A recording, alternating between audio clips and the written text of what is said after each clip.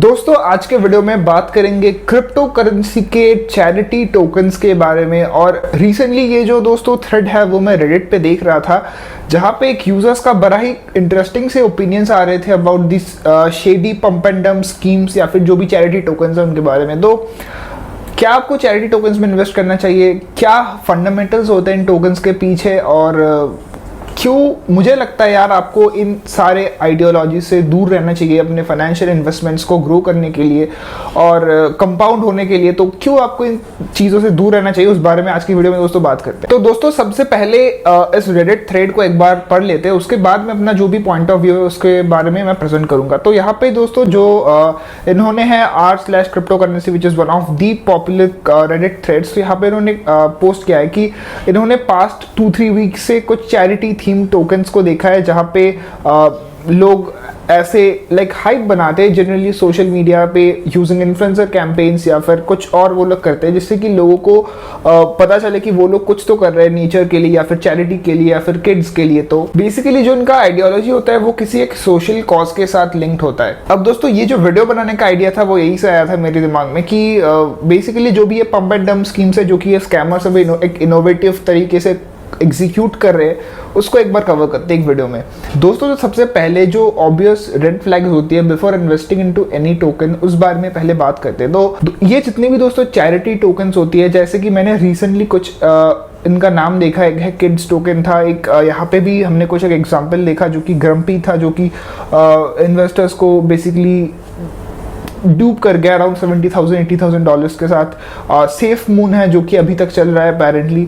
तो ये जितने भी दोस्तों टोकन्स है, इनका एक पॉसिबल रेड फ्लैग ये होता है कि इनका कोई भी पीछे फंडामेंटल या फिर प्रोडक्ट नहीं होता। चैरिटी टोकन्स की अगर मैं स्पेसिफिकली बात करूँ, इनका मेन एम्बिशन यही होता है कि हम लोग तो मान लो बच्चों को फीड करेंगे, जो कि ऐसे होमलेस शेल्टरलेस बच्चे, उनको हम लोग फीड करेंगे आपसे पैसा कलेक्ट करके, या फिर ये लोग कह देंगे कि हम लोग पेड़ लगाएंगे जंगलों में जहाँ पे पेड़ काटे जा रहे हैं पेपर्स के लिए। तो वो यहाँ पे मतलब कुछ एक बिल्कुल आउट ऑफ द बॉक्स वो लोग कुछ बातचीत करते हैं, और हमेशा कुछ ना कुछ एक सोशल कॉज अटैच रहता है इन टोकन्स के साथ।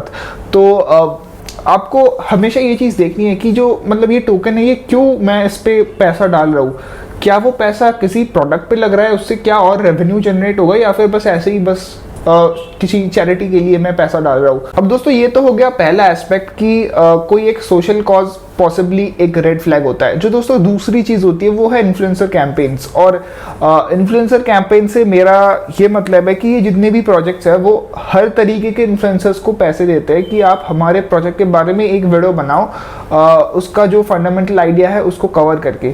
तो दोस्तों ये जितने भी इन्फ्लुएंसर कैंपेन्स होते हैं, आपको ऑब्वियसली देखना है कि ये जो टोकन है वो क्यों इनको पैसा दे रहा है, इनके रेवेन्यू मॉडल क्या है, क्योंकि इनडायरेक्टली आप एक बिजनेस में पैसा लगा रहे हो जो कि आप होप कर रहे हो फ्यूचर में ग्रो करेगा, राइट। तो हमेशा ये चीज़ें देखो कि जिस भी प्रोजेक्ट में मैं पैसा लगा रहा हूँ क्या उसके ग्रोथ प्रोस्पेक्ट्स है। अब दोस्तों ये बात होगी इन्फ्लुएंसर कैंपेन्स की। तीसरी चीज़ जो ये लोग करते हैं वो है सोशल मीडिया पे ये लोग कुछ तो टारगेटेड एडवर्टीजमेंट्स चलाते हैं ट्विटर पे, कि आपको एकदम से एडवर्टीजमेंट्स दिखने स्टार्ट हो जाते हैं अपने फीड पे। तो जब भी आप स्क्रॉल करोगे ट्विटर पे आपको दिखेगा इनका टोकन का कुछ ना कुछ एक प्रमोशन आपको दिखेगा। लोग इस पे ये लोग गिव अवे भी करते हैं बाय द वे, तो अगर आपको नहीं पता तो आपको दिखेगा कि लोग आपके ही जो आप लोगों को फॉलो करते हो वो इनको मे बी रिट्वीट कर रहे हैं, वो शेयर कर रहे हैं अपने ट्विटर हैंडल से, क्योंकि वो लोग गिव अवे करते हैं। तो इनका भी एक पूरा नेटवर्क होता है सॉर्ट ऑफ, जिस कि इनके टोकन को बेसिकली शेल किया जाता है। तो ये भी पॉसिबल रेड फ्लैग्स होती है जो कि आपको देखनी होती है। जो भी रेप्यूटेड प्रोजेक्ट्स, अगर मैं नाम करूँ कुछ प्रोजेक्ट्स का तो वो काइंड ऑफ एक बायस्ड ओपिनियन साउंड करेगा, बट जितने भी अच्छे प्रोजेक्ट्स हैं, सॉलिड प्रोजेक्ट्स हैं, वो कभी भी ऐसे सॉर्ट ऑफ मार्केटिंग में पैसा नहीं डालती है।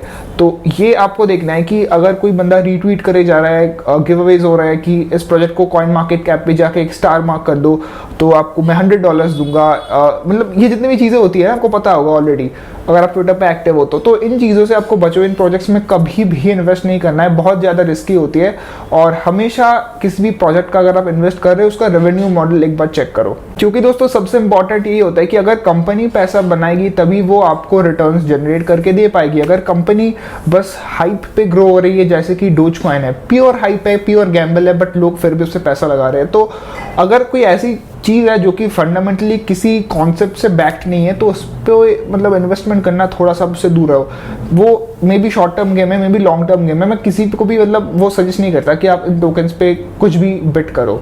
इसके अलावा दोस्तों जितने भी ये चैरिटी टोकन्स है, basically most of the tokens जो होती है सर्कुलेटिंग सप्लाई में वो प्री माइंड होती है, यानी कि जो बंदा उसका क्रिएटर है जिसने उस कॉइन को बनाया है किसी भी ब्लॉकचेन पे, बनास चेन या फिर इथेरियम चेन पे, तो उसके पास ऑलरेडी एक बहुत बड़ा कलेक्शन है उस टोकन का, तो एसेंशियली वो एक वेल है उस नेटवर्क पे। तो दोस्तों एट फ्यूचर जब भी लोग उस पर रियल मनी इन्वेस्ट करना स्टार्ट करता है तो वो जो वेल है वो अपने टोकन्स को डंप करता है in exchange for bitcoin, Ethereum, USDT, जो भी वैल्यूएबल कॉइन्स है, तो वो बंदा डंप किए जा रहा है अपने शिट कॉइन को, और आप उस शिट कॉइन को बाई कर रहे हो अपना वैल्यूएबल बिटकॉइन या फिर यूएसडीटी या फिर इथेरियम देके। तो ये चीज़ें अवॉइड करो यार, ये छोटी छोटी चीज़ें होती है। आपको लग रहा होगा कि ये टोकन वैल्यूएबल है, बट एट द एंड जिससे आप वो टोकन खरीद रहे हो, जैसे कि आपका बिटकॉइन या फिर आपका इथेरियम, वो वैल्यूएबल है, वो टोकन वैल्यूएबल नहीं है। तो छोटे छोटे चीज़ें होती है जो आपको देखनी पड़ती है, बट अगर आप एक लॉन्ग टर्म इन्वेस्टर हो, मैं तो यार इन टोकन्स को सजेस्ट भी नहीं करता। आप सिंपली बिटकॉइन, इथेरियम बाई करके होल्ड करके छोड़ दो, बस भूल जाओ उसके बारे में, तो वो एक बहुत ही बेस्ट इन्वेस्टमेंट होता है। तो मतलब अगेन वीडियो कोई फाइनेंशियल एडवाइस नहीं है, बेसिक डिस्क्लेमर, बट मेरे जो ओपिनियंस है वो मैंने आपको इस वीडियो में बता दिया। लाइक शेयर सब्सक्राइब कर देना चैनल को। अगले वीडियो में मिलते हैं, तब तक के लिए बाय।